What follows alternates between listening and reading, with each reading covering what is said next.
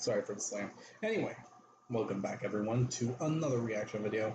Today we are reacting to Film Theory, How to Make the Right Wish, Obsession. For those that don't know of this film, Obsession is basically a movie where the main character gets a wish granting device. More like I am. Now that I think about it, not device. Device would be like a tool or a machine or something like that. Also, you're hearing probably my mic being the voice and all that being a lot higher. Well, during the video that I made on Tuesday, the FNAF remake, I was asked to raise up the volume. So here I am trying that now. I gave it a look. I decided to test it a bit. Tell me if I need to make it a bit higher or a bit lower. I want to make sure you get the best experience when it comes to these videos, and a little criticism about the audio can't help, because there were some occasions where I didn't even know that there was audio problems here and there when it came to earlier works of mine. I didn't even realize it, and because of the fact that whenever I video edited and all that, it sounded okay. But when it came to the final product, it apparently didn't come out good. So it took a while to fix that when I finally had someone actually tell me. So yeah, if this is loud enough for you all to hear me clearly while I'm speaking, especially when it comes to the video being played, good. I hope that's the case. But yeah, on to Obsession. I did see the movie when it was in theaters. Went with some of my siblings because one sibling wanted to really check it out and didn't want to go alone because she had some extra tickets and didn't want to waste them. My guess was she expected some friends of hers to be ready or someone else. I can't be for sure. So I went and saw the movie. Gonna be honest, I'm not a complete total fan when it comes to horror movies. Yeah, I have a weird love-hate thing when it comes to horror in general. Like, it is the weirdest thing that I can explain. There's just some horror-related stuff that I enjoy, and others that I just don't like. Like, if you ask me about the classics, I would say I have seen them all. I've seen all the current Halloween movies. Seen it almost all the Friday the 13th movies. Um, a good bunch of the Nightmare on Elm Street, Texas Chainsaw Massacre.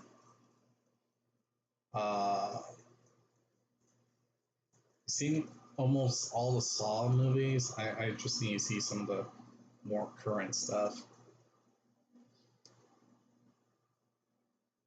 And I've been trying to replay, well, more like rewatch all the Scream movies and so on. Anyway, but yeah, when it comes to things like possession and all that, I'm not a really big fan of that kind of thing. But if it's done right, yeah. And for this movie, I didn't feel the horror I felt more of the I just felt more uncomfortable with the whole film. Like, it didn't feel like a horror movie. It felt like a movie that tells you, oh, you see these kind of people? Well, be sure to stay away from them and not let them into your lives. You set complete boundaries and never let them in. And and the subject of the right wish is actually the most interesting one. Um, because that is something me and my siblings actually did talk about on the way back after seeing the film. Because one sibling was questioning certain acts and all that, like how one character was behaving and was confused on some parts, and me and my other sibling had to clarify it for them and all that. Then we got into the wishes, and honestly, we came to a conclusion that inanimate objects is like possessing an inanimate ob- uh, possessing an object with no feelings, no emotions, and being very clear on it is probably the best solution.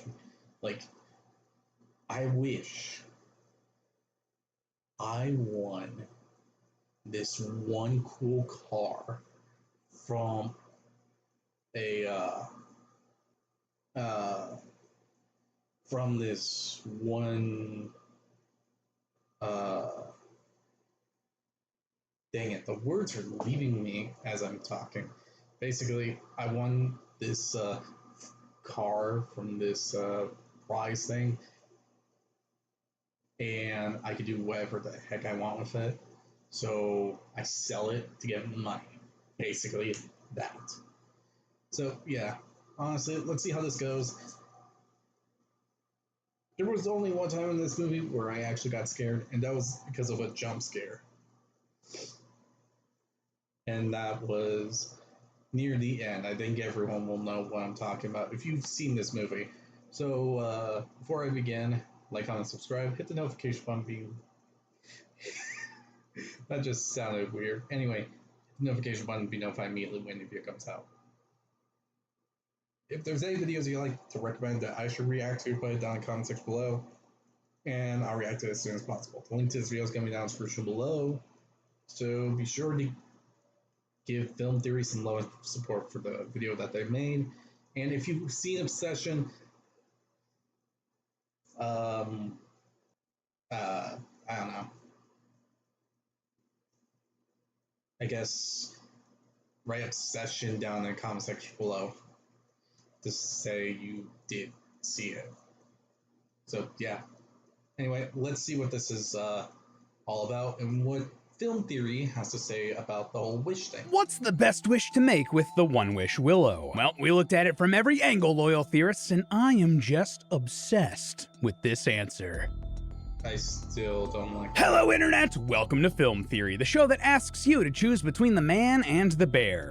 No, not that bear. This bear. You know what? I think I'd rather just choose the subscribe button at this point. So, unless you've been living under a rock, you've probably heard about a little movie that's just come out that the entire world seems obsessed with. I am, of course, talking about Obsession, directed by the up-and-coming filmmaker Curry Barker, who actually has his origins on the YouTube sketch comedy channel That's a Bad Idea. She's getting robbed! And I'm watching her get robbed, okay? I'm watching. I'm doing my thing. He's also popped up in other skits around YouTube and was even in an episode of It's Always Sunny in Philadelphia. Just need you to sign these waivers. I'm not really supposed to let you in unless you sign this. So that means that this is yet another massive hit from a YouTube creator who was passionate about their work. It's almost like you should let creative people do creative stuff, huh? Who am I kidding? Hollywood's gonna learn the wrong lesson out of this. To say Obsession has been a hit is an understatement. The film cost less than $1 million to make, and as of the time of writing, is is over $300 million worldwide. Movies don't normally make more money each weekend than the last, and Obsession did that for several weeks. No film since E.T. the Extraterrestrial went up 3 weeks in a row, putting Barker in some good company. And Spielberg even gave the movie a huge shout out. I have seen Obsession and I loved it. Listen, I don't need to keep glazing this movie, just go see it. And congrats to Curry.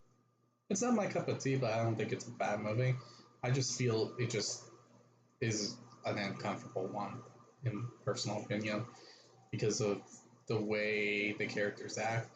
But I also like it because of that. It just felt real, which is amazing, and so on. And it has some realistic stuff, which makes the movie great. But in personal opinion, I would only see it once and never again, mainly because I don't want to experience that uncomfortable feeling. But if you're into films that are like that, I guess give Obsession a look. Honestly, I just felt really uncomfortable during the whole movie. And everyone else involved for making a movie that's really struck a chord with folks. Just like Kane, you guys have a bright future ahead of you. But okay, what actually is this movie about? Obsession follows Bear, an awkward dude who has a huge crush on one of his best friends, Nikki. But Bear isn't exactly the best at expressing his feelings, or talking, or like anything really. He's kind of a loser. After a failed attempt to confess his love for Nikki, Bear decides that he should at least try to do something to share his true feelings. So does he man up and have an adult conversation? Of course not. He takes the One Wish Willow, a novelty toy that's supposed to grant wishes, and uses it to wish for Nikki to, quote, love him more than anything in the world. Fantastic plan. That couldn't possibly go wrong. Cue it go. Yeah. Yeah, not go wrong. It doesn't go wrong at all. Sorry. This movie made me develop a habit to actually uh, give a second glance on what's behind me. It's a bad habit, I know, but Going catastrophically wrong. Yeah, Nikki does suddenly fall head over heels for Bear, but something's off. It's wrong. Nikki doesn't seem like herself at all and acts in disturbing ways. No, don't do that! I thought we were having a nice day. We are.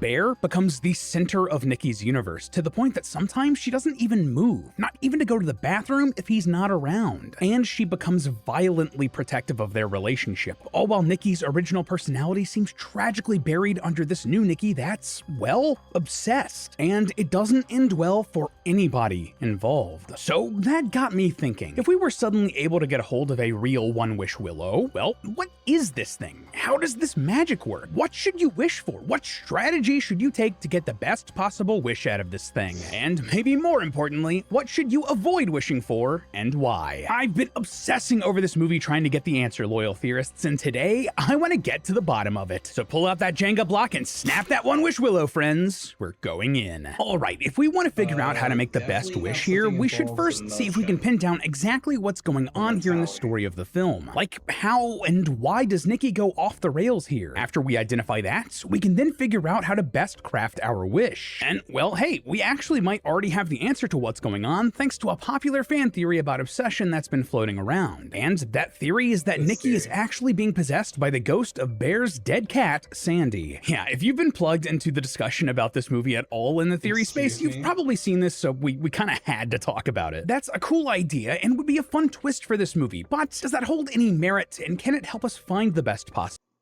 I'm gonna say it real quick, real fast, because I don't want to keep pausing. No, I don't think it's the cat. Doesn't make sense for it to be the cat. In all honesty, I think it's a demonic possession or a kind of spiritual, like, wish spirit that will fulfill the wish, but will act violently if something happens within the contract's rules. In truth, I think this is like the best possible explanation I had when I first saw the film.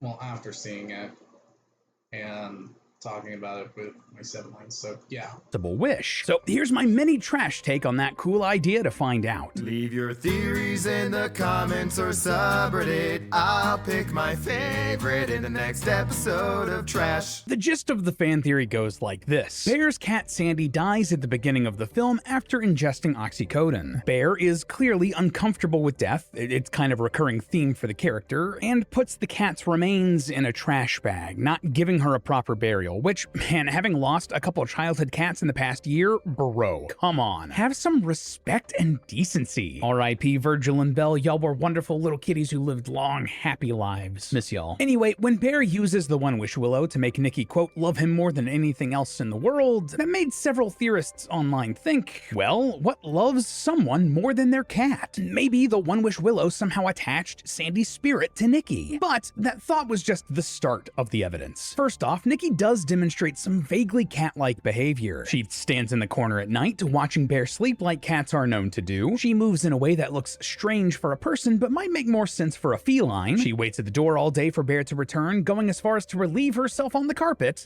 both things that cats can be known to do. And it also looks like she ate a bug and some cat food while he was gone, which just man, that's gross. Plus, throughout the movie, Nikki seems transfixed on Sandy's body. She makes a shrine for the cat and turns her remains into a sandwich for Bear, leaving him a note on a Polaroid selfie reading, "It's not me," potentially hinting that the cat has taken over. Now, this is a really fun idea, but when you look at it, it just doesn't hold as much weight as you might think. Firstly, Curry Barker has repeatedly said that Obsession isn't a movie about possession. He said, quote, "We were very specific. I didn't ever want her to play possessed. We didn't want it to feel demon-possessed. We wanted it to feel like a realistic situation. She's not possessed by a demon, she's almost possessed by her own desires and wants." Plus, the actress playing Nikki was asked about this theory and mentioned that she only heard it after the movie came out. So both the director and the actress playing the character didn't go in with this in mind. All of those cat-like movements and actions were just coincidental at best. Turns out that cats can just be Oh. Okay, so I think I get it now. So basically, the wish made a new personality to fit the wish, while the other one, the original personality of Nikki, was suffocated and stuffed somewhere. Don't know what that means in general, but it's obviously magic, so creepy little predators, so acting creepy and being a predator might just make you act like a cat. And secondly, again, coming from someone who's had cats for basically my entire life, I just don't personally see the acting like a cat part of it as much as other people. Yes, cats can be loving and sweet and clingy and affectionate. They can get sad when you leave the house, or even if you just close the door, longing to be with you. But I've never had a cat that would just refuse to move if I left, enough so that they'd use the bathroom on the floor. And the way Nikki is basically glued to Bear just doesn't read cat to me. These are the same animals that, if they're cuddling with you and you move like a millimeter to readjust and get comfortable, they get up and walk away because you ruined everything, dummy. So while I do believe that Bear's relationship with Sandy is symbolic of how he treats Nikki, he was their undying love but doesn't reciprocate or put any effort into their well-being, enough so that the cat dies under his care, I just don't believe that we can say that this possession angle is what's going on here, so we can't use it for this theory. Okay, if that idea was a bit of a dud for our purposes here, let's take a step back and examine how the wish was made here at all. And that would be all because of this thing, the One-Wish Willow. So yeah, okay, what the heck is this thing, and can we use that knowledge to help us at all here? Just on the face of things, this looks like a stick that they're selling in a box at a mystical supply shop, which was a real place, by the way. It's a store called The Green Man in Burbank, California, which I actually got a chance to visit recently. And yes, they did sell all the same witchy stuff as in the movie, so neat. Just on the face of things, the fact that this magic MacGuffin was found in this sort of mysticism shop is significant because it seems like this sort of magic is real in this universe. And this this isn't even the only example of it in this movie. At the beginning of the film, before Bear makes the cursed wish, Nikki talks about losing her crystal necklace. That's actually what causes Bear to go into the mysticism store and kick off the whole plot. He was basically looking for a gift for Nikki. Anyway, in magic tradition, people typically wear these sorts of crystal necklaces as a form of protection. And I mean, isn't it a fun coincidence then that the terrible events of this story start because Nikki loses that necklace and therefore that protection? But that's not the only crystal that Nikki mentions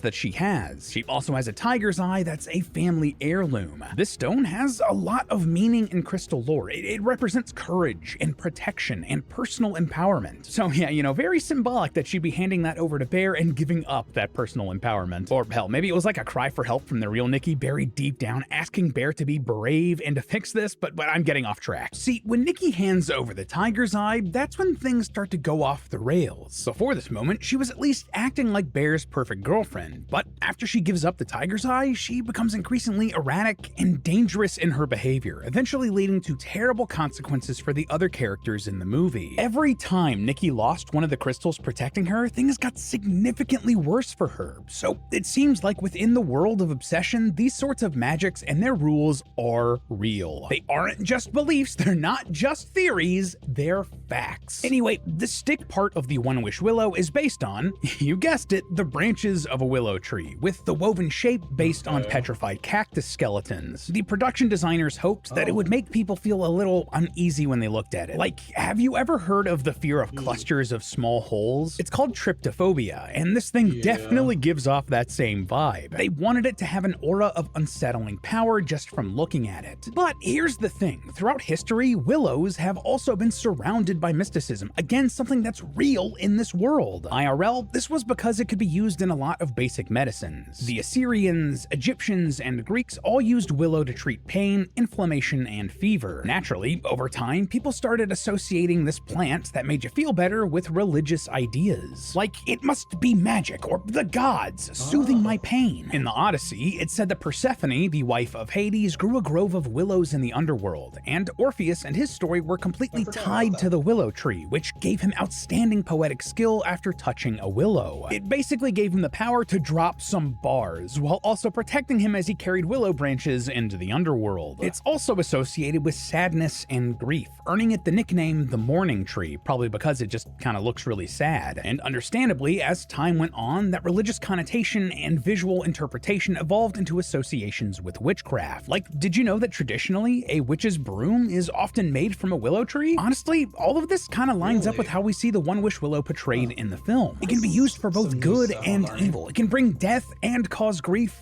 or heal the sick and lessen your pain. It just all depends on whose hands it falls into. So it seems like the twist of this magical lore here is that there is no twist. The One Wish Willow is magic, and it has roots, pun intended, in deep magical lore in a world where magic is real. That actually seems kind of surprisingly straightforward, but I still don't trust it. Bear's wish blows up in his face so badly and thoroughly that there has to be a way to protect yourself with your wish here. So what if we look at the One Wish Willow and its rules and see what we can learn here to avoid that. Though we've only really seen it in one movie so far, the One Wish Willow is a carefully crafted wishing MacGuffin. Like, it has some specialized rules in this universe. You can only use it once, wishes can't be undone except if you die, or maybe if someone makes a wish that contradicts yours, only one wish per person, you can't manipulate time, resurrect anyone from the dead, become immortal, wish for more One Wish Willows. You know, sounds a little bit like...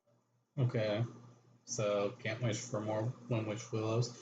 I didn't really think of that. Can't become immortal, can't stop time, can't raise the dead, and okay. Like Aladdin, huh? Honestly, given the similarities, I wondered if the One Wish Willow was somehow powered by genie magic or something closer to jinns, but it's not so. Curry Barker himself has said that the inspiration came from, wait, The Simpsons? Yes, really, The Simpsons. Here, check it. There was an episode of The Simpsons, and it just happened to be the episode where Bart Simpson has like a monkey paw and is making wishes, and it's like wreaking havoc. And I just was like, oh wait, that actually could lend itself really well to this like obsession idea. So perhaps that could give us a little bit more info about what's at work here. If you don't know, both this and that Simpsons episode were referencing the classic horror short story The Monkey's Paw, written by W. Jacobs all the way back in 1902. Here's the gist of it. A man named Sergeant Major Morris returns from serving in the army and brings home a mummified monkey's paw. A curse was put on the paw, making it so that it can grant 3 wishes, but each wish comes with dire consequences. Morris then gives the paw to his friends Mr. and Mrs. White, and after Mr. White wishes for 200 pounds to pay off what he owes on his house, the next day his son is killed in an accident. Mr. and Mrs. White are then given 200 pounds as compensation for the death. Devastated, Mrs. White wishes to have her son come back to life, only for his shambling corpse to come back and knock on the door. Yeah, this story is a classic, and you can probably get the whole theme of be careful what you wish for shining through here. So, my first bit of... Now I get it. The monkey paw. That's where the saying comes from. You have to be very specific about your wish. Otherwise, you'll regret it, basically. Because it's not gonna always come out the way you intended the wish to go. Advice: if you're making a wish on the One Wish Willow, you have to be very careful with your wording. Bear's wish was a quick, split-second decision. He made it out of desperation, and that was a huge mistake. When you make your wish, you need to literally write out what you want to wish for physically with a pen and paper and read it back over and over. Is it worded carefully? Are there any other ways that your wish could be misinterpreted? Words that have multiple meanings that you haven't clarified? Think of the worst case scenario. How could this go wrong? Basically, you're going to want to write this whole thing out with legalese so there isn't a real way it can be misinterpreted. And while that can help you, like, mechanically find your way to the best wish, the more important lesson we can learn out of the monkey's paw, well, it comes down more to the spirit of your wish. Again, be careful what you wish for. That's been a very common theme for hundreds, if not thousands of years. And within each of those stories, they stress that there are consequences for messing with fate. That being said, we know it's not impossible to make a wish that turns out well with the One Wish Willow. We know this thanks to the shopkeeper at the store when Bear goes back to ask questions. He used his wish and seems to be perfectly fine. Plus, in interviews, Barker's gone as far as to say stuff like this. Do you think anyone can beat the One Wish Willow? I think, yeah. Everyone kind of treats the One Wish Willow like it's this cursed thing, and I understand why because of the context of the movie. But the thing is, the thing that Bear wishes for is cursed. And that, my friends, is the key. To get our answer about how to beat the One Wish Willow and make the best possible wish, that's the thread we need to pull on. Bear's wish was cursed because what he wished for was cursed. So with that now in mind, what mistakes did Bear make with this wish? Well, believe me, he made a lot of them. I've seriously seen debates online asking whether or not he's the villain in this movie, and it just made me sit back and think, did we watch the same movie? He's clearly the bad guy. He might be the protagonist of this story, but he is not someone we should... Oh yeah, I'm gonna be honest with you all. I don't think he's the hero. I don't think he's some Avenger or anti-hero or anything like that. He's the protagonist and the antagonist of this whole film. Because that was his wish. And I said this before, obsessed to my siblings. So here's what my thought process is when it comes to obsession. When I hear the title obsession, I realize it's not referring to her down here. It's referring to him. He's so obsessed with her that he can't let go. Even when it's the most obvious thing to do. He wants her to like him. He wants her to love him. And he is so obsessed with her that he wants everything here to be true. be rooting for. Think about it. His poor cat dies because he leaves his late grandmother's medication open in the middle of the kitchen, which we know because these sorts of pill bottles have child-proof lids, and cats don't have thumbs. Well, at least not last I checked. Plus, given that there were days worth of cat food and kibble just spilled onto the floor, Bear was letting this cat down. In his grief for losing his grandmother, he wasn't taking care of Sandy. And speaking of his grandmother, well, given how he treats the cat, he wasn't exactly the best caretaker for her either. If you pause the film while Bear is using the fake AI chatbot Genie LM, which just gross by the way, you can see some of his previous conversations. The more recent ones include stuff like how to impress a girl or how to play Green Day's Basket Case on marimba. I can confirm that every man has looked that up at least once in his life, but going further back before his grandmother passed away, you'll see him searching for stuff like old people homes or nursing homes. Clearly, being a caretaker like this was not something Bear was able to do, and he was trying to pass it off. And that in and of itself is not a bad thing. Recognizing your weaknesses and asking for help, especially when it comes to the care of another person, is a great thing. But given that his grandmother's medicine was still in his home, Bear never went through with this. In July, he also asks the AI what oxycodone is. That's the same medication that sadly killed his cat. The bottom of the bottle even reads, "Do not eat." And clearly that message wasn't meant for Sandy, so it must have been for his grandmother. But if you've ever been in the position where you're an end-of-life caregiver, you'll know that "do not eat" scrawled in Sharpie isn't exactly going to stop someone with a deteriorated mental state from popping pills like candy. In fact, experts recommend locking medication away or throwing out old medications to avoid accidental overdoses. And yet, the medicine cabinet we see in this house is easily accessible and filled to the brim. The long and short of it is that Bear is a neglectful person, which comes through in his wish. He's not concerned about how Nikki feels about the whole situation, and he doesn't take responsibility for what the wish means, which also reflects another one of his big flaws, his selfishness. Yeah, pretty much every action he takes is done with only his interest in mind. Some of it's not great, but understandable. Like, it's implied that he's having a lot of trouble processing the grief of losing his grandmother, working through and communicating those complicated emotions while also feeling conflicting emotions of attraction to Nikki. Like, mixing those two things. Again, it's not great, but it's understandable. But that drives his selfishness further and degrades his mental health to the point of desperation. Thus, why he even wants the affection from Nikki in the first place. The reason Bear's wish was so cursed wasn't because he was wishing for something he wanted. Wanting things is totally natural. We see Ian wish for $1 billion and pretty much get it with no immediate consequences. Like, sure, there might be a movie somewhere in there about learning that money can't buy you happiness or whatever, and it did end up distracting and killing Ian, but Ian getting what he wanted wasn't immediately a curse. No, the reason Bear's wish was so cursed was because the thing he wanted was control over someone else. Like, just think about it. Have you noticed a trend here while we've been talking about these characters? We've discussed so much about Bear's mistakes and flaws. He's selfish, he's neglectful, he's not a good person, and doesn't particularly want to get better. That motivated his wish, and it ruined or ended not only his life, but the lives of his entire circle of friends. Compare that to the shopkeeper later in the film. He tells Bear that he's already used his wish, but he seems very, well, chill. He has a positive attitude, and his life seems to be going pretty great. I actually wondered if maybe he used his wish to learn to be a good businessman or an entrepreneur so that his shop would do well. But the actor actually came out and revealed what he thought the wish was. And the answer? Serenity. He wished for inner peace, to be happy,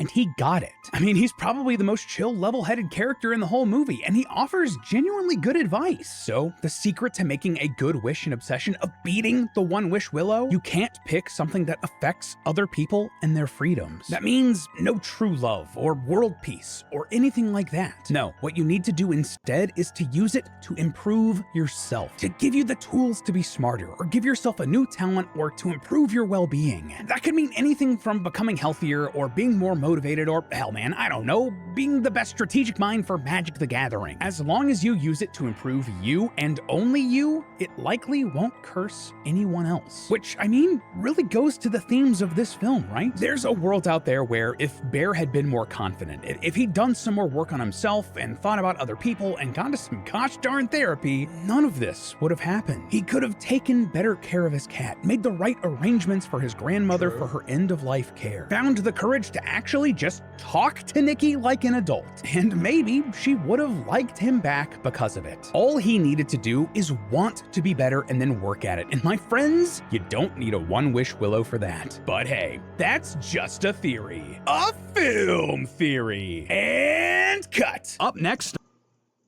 Okay, so I have to admit this was a better analyst of the film. Well, then again, this is like probably the second theory that I heard of it. I think I saw one on TikTok. I don't know what it was fully about. I can't remember from the top of my head, sadly. But yeah, I do think the whole thing of obsession is that I don't think it was Nikki who was being the mention of obsession. I think it was Bear, in all honesty. Because overall, from what I can tell you about it, a lot of it came down to his obsession with Nikki. He is attracted to her. He is all these things when it comes down to it, when it comes to her. But the thing is, he is so obsessed with her that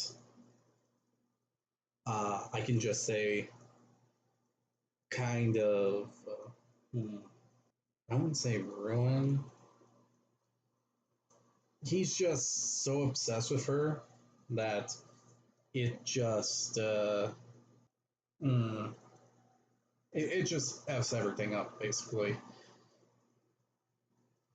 Like, he had multiple ways of stopping her, or ways to end it, or heck, he had so many opportunities just to talk about the very thing that has been bugging him and tormenting him and all this and all that.